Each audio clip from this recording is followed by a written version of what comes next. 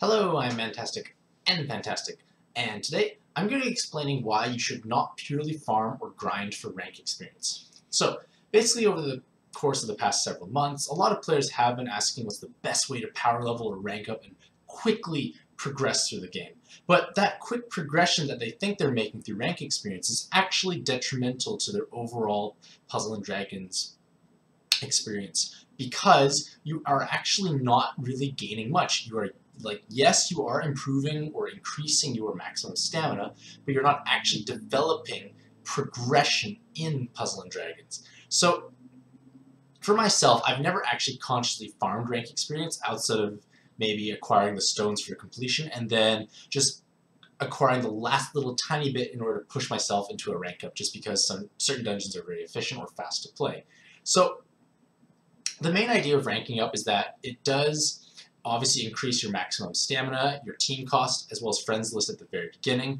In addition, each rank up will also grant you a full refresh or refill of your stamina bar, and each subsequent rank up actually will take you more and more experience. It's actually somewhat of quite a big curve. It jumps up quite exponentially as you go higher and higher. So this article is mostly going to focus on why purely farming for rank experience is actually a very poor investment in terms of your time and stamina, along with the justifications as to why it's actually a bad idea to do so. And this is mostly looking at the average player and someone who is relatively gung-ho about the game and wanting to optimize their pad experience. So what is rank farming? Well, rank farming is essentially what it sounds like. You're basically just repeatedly playing a dungeon that has a very high rank experience to stamina ratio in order to basically continuously rank up. And oftentimes those dungeons are meant to be fast and relatively easy and accessible, basically to help players rank up, and nowadays people can easily get an account to quite a respectable rank with very little time or effort compared to what it was when I first started playing. Unfortunately, there are many drawbacks to this because oftentimes if you're ranking up so quickly, you are going to waste stamina, you actually lose out on actual puzzling skills, you lose out on the opportunity to develop your monster box, you hit a wall faster, and you have the inability to rank or chain rank ups from valuable dungeons. So for a bit of reference, like every time you rank up, you'll gain 1 more stamina every other rank, and otherwise you'll be gaining +2 team cost. So every odd number rank up, so rank 401, 403 will give you more stamina, 400, 402 gives you team cost. But I'm going to basically explain why all of those, like just power ranking, is actually bad. So the first and perhaps most important point is wasted stamina. So basically every time you rank up, you do refill your stamina bar, and any unused stamina does go to waste. So let's say you had 100 stamina, you entered a dungeon for 25 or 50, you had 50 to 75 left, you ranked up, that is wasted. There's no rollover or carryover, and it's just simply gone. You never can get that back. So unless you try and consciously capitalize on that excess stamina, it does go to waste. Now, I do understand with co-op and the shortened early game phase that people will rank up very quickly, and it will be probably very common to lose or waste a lot of stamina in the very early ranks. That's not something you should really be worrying too much about, just because you can play almost any dungeon and rank up. You are going to waste stamina. They make it so the game is easier to get into in the sense that you can just keep playing for long periods of time. But this is only for the first maybe 100 ranks or so. So this notion of wasted stamina can also be kind of extended to also expiring these finite rank ups, because in theory, if you hit rank 400, you're never going to hit rank 400 again. You're just going to hit 401. So if you wasted that rank up stamina between say 399 to 400, you're never going to get that back. And if you say blow all of your rank ups on between say rank 300 to 400 on Monday dungeon, you're never going to get that back. And in all honesty, that's a big waste because Monday dungeon really offers no collateral benefits. It just gives you rank experience. You didn't actually help yourself progress in the game outside of increasing your maximum stamina. So I guess as a little bit of perspective for myself, I've been playing for over 1,250 days, and I've always tried to optimize my stamina in the most efficient way possible. I dislike wasting it, mostly because when I first started there was 10-minute stamina, and it was very tough or challenging to rank up. So it made it so the game was much slower. It took me a lot longer to reach, say, rank 300 than someone who reaches rank 300 today. And this kind of leads into my next point of why power ranking is a bad idea because you develop a lack of puzzling skills. So basically, with the greater ease of access to rank experience, people are just basically powering through the first couple hundred ranks without much difficulty. And it probably took me maybe a year, maybe a bit more to hit rank 350, maybe more, I don't recall. And in that year's time, I've obviously developed a reasonable amount of orb matching skills, a modest amount of like box management, and basically general direction I want to take in the game. Like I have a bit more knowledge overall just because I've played the game for a longer period of time. And yes, maybe a player that's ranked 350 now has knowledge, but to be fair, they maybe hit that in say maybe a couple months. And in all honesty, those couple of months, they probably played a lot less. Like the actual gameplay time is significantly less. So they will have not developed their puzzling or orb matching skills as well, perhaps as say an average player who played many years ago. And like that is something that is really important because it is to a certain extent a player skill issue. There are lots of players who have progressed and don't necessarily possess like the more basic orb management or even just box management tools. And I've seen a lot of people basically asking for help because they get stumped very quickly because they're like, oh, what do I do now? It's like, I've ranked up to rank 200, 250, and I have no idea what I'm doing. Like, I've just been ranking up. And that is a problem. As well as you may not necessarily know how to like research a dungeon, team build a dungeon, because all you've known is basically just how to play Monday Dungeon efficiently. So if you're just powering up through rank experience on Monday Dungeon, you are going to basically not be developing your monster box because there's much more to pad than just having a high rank. You need to have competent teams that can tackle and clear content. Those teams need plus eggs, monster experience, and skill ups, as well as evolution materials. And Monday Dungeon doesn't offer any of those for the most part. So if you say went from like say 200 to 300 just from Monday Dungeon, your box actually has not progressed pretty much whatsoever in those 100 ranks. And you may almost feel like you're not really accomplishing much when you start playing real dungeons afterwards. In addition, because you have increased your rank, say from 200 to 300, the amount of experience needed to rank up from 300 to 301 is a lot higher than, say, 200 to 201.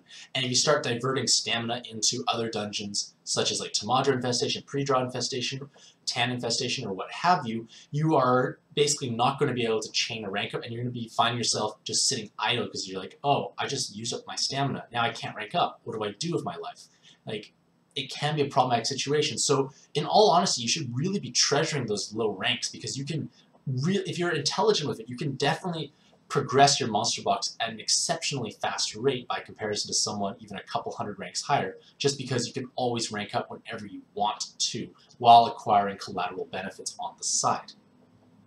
And by not having a well-developed monster box, you are going to be hitting a wall faster. And hitting a wall is kind of like just a general term that means you've encountered something that is challenging, that you actually have to struggle or think creatively a way around it. Because depending on where you are in the game or how gung-ho you are towards playing pad, that wall may occur at different periods of time, and it may be, say, like your first descent, rogue descent, arena, or what have it be. Like, everyone's going to hit a wall at some point, and if you just powered your way through the game and then you try and switch out of, say, just rank farming, you're going to be a little lost because then that wall will seem very large and intimidating, and because you can't necessarily dedicate stamina to keep playing that often to acquire the resources necessary to overcome this wall, you may even feel a sense of frustration and burnout and possibly even stop playing pad. And I've seen that happen a lot of players. Like, they just went through the game too quickly and they're like, oh, I'm lost and I can't beat things anymore. This is annoying. And it's like, oh, I can just rank up, but I rank up for Monday Dungeon, I don't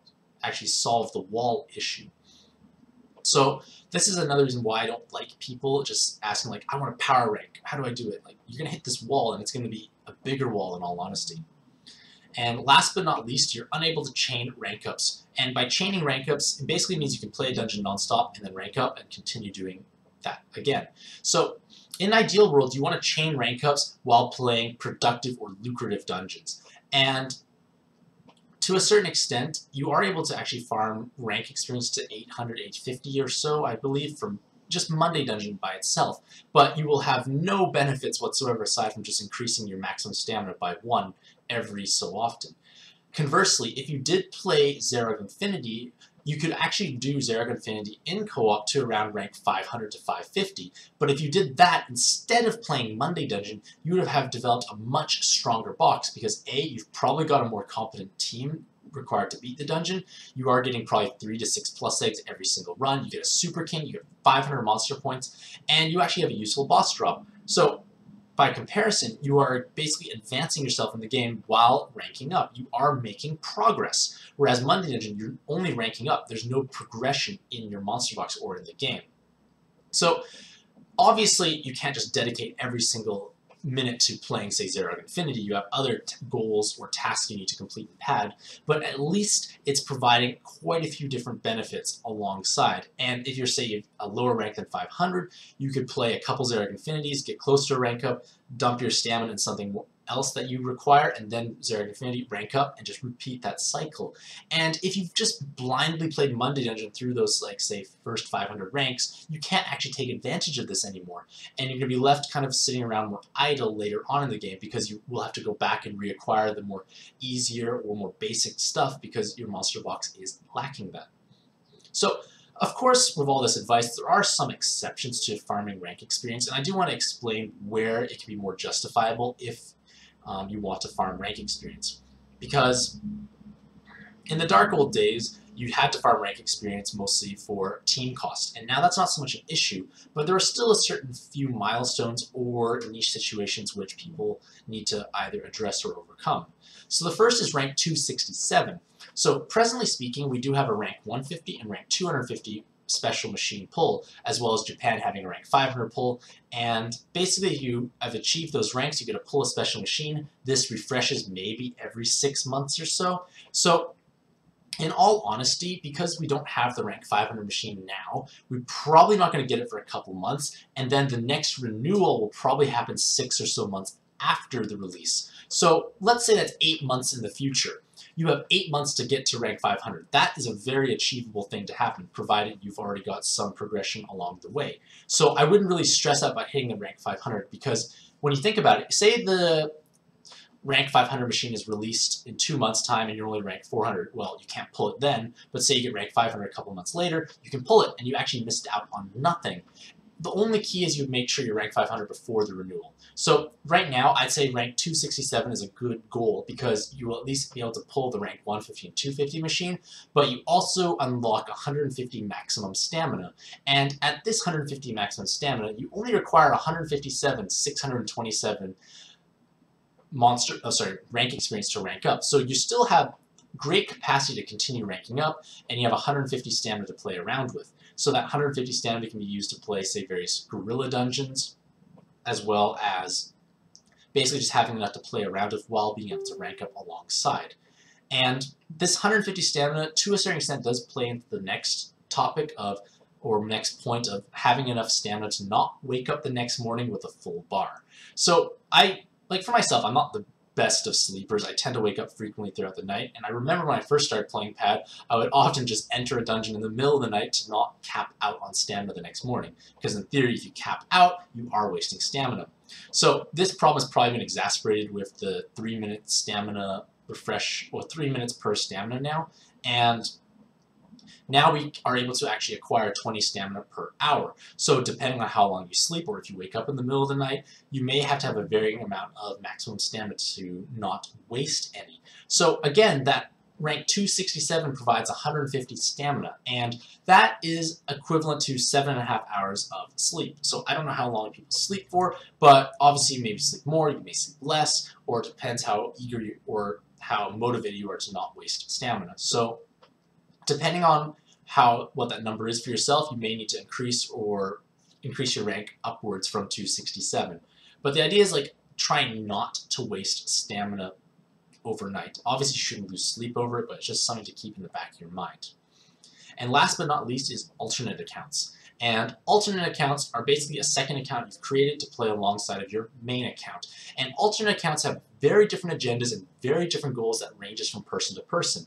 Oftentimes, some people like to have an alternate account just to save stamina in guerrilla dungeons, or they want to have something to play alongside in harder content through co-op. But regardless of what your goals are, you may want to power rank up your alternate account because it may need to obviously have more stamina to keep abreast with your main account. So again, this alternate account does vary from person to person, so obviously rank it up as you deem necessary or fit.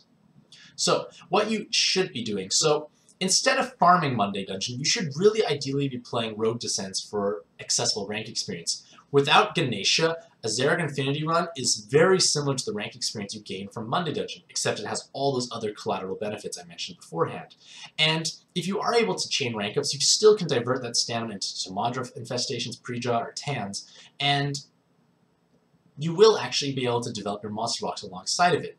And all of the Rogue Descents, depending on which one you want to farm for whatever drop is required, only cost 500,000 coins from the coin dungeon section, so you can have access to them every single day of the week.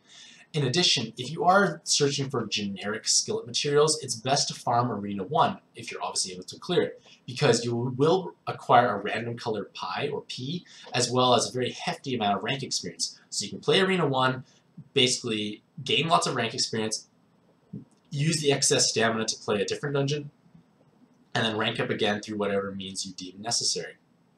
So obviously you're going to have to divert stamina to various other things like the various events that go on, say particular skill ups from a certain dungeon, or just say plus egg farming, like whatever it may be. But the idea is you should actually be utilizing, say, the Rogue Descents and Arenas for your rank experience acquisitions instead of Monday Dungeon, just because it actually offers you a benefit alongside of it. So now the question remains, where do I use Ganesha? So presently speaking, Ganesha is the only card in the game that allows you to acquire more rank experience when clearing a dungeon. And you should basically be using this to better time your rank ups. Basically because you can control when you rank up, you can shorten the wait times between rank ups, and at higher ranks, it becomes somewhat essential to chain rank ups. Now, I've only just rolled Ganesha recently, and I haven't really put it to much use yet, mostly because I don't even want to push my rank higher, because I enjoy being able to refill my stamina to a certain extent when I want to. And right now, I can basically clear every dungeon. I've cleared every dungeon in the game, so everything is available to me, but there are times where I want to save my rank ups for more opportune times or days, and that's why I've never really pushed my rank that high. Like, yes, I'm at rank 749 on my main account, but I have been playing for a very long time. So it is possible for me to have hit a much higher rank if I was truly motivated to, but I don't feel like it is necessary. So basically, in conclusion, farming purely for rank experience is actually detrimental to your overall pad progression, because you do waste those crucial lower rank ups for those stamina refills. And it may feel good to see a higher rank beside your name. You're just probably going to encounter a wall, and it's going to be a bigger wall than it would have been if you progressed through the game at a regular pace. So let me know how you feel about this whole topic about rank experience and rank farming. Do you agree or disagree with the points? Just let me know what you feel in the comments below. And I guess because I can foresee a lot of people asking for it, this is the basic or generic Monday Dungeon core team.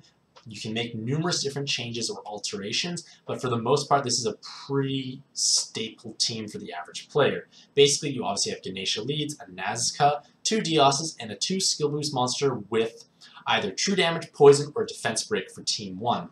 Team 2 has Nazca and 3 Dioses, and you simply just do Ganesha, Nazca, Dios on floor 1, then Nazca, Dios on player 2 for floor 2, Dios on 3, Dios on 4. On floor 5, you use that inherit or the base card if it, say, came along with 2 skill boosts to kill those dub Miflets. And then on floor 6, you obviously will have to pass your turn if it was true damage, but on floor 6, you can use Ganesha and then Dios and you win.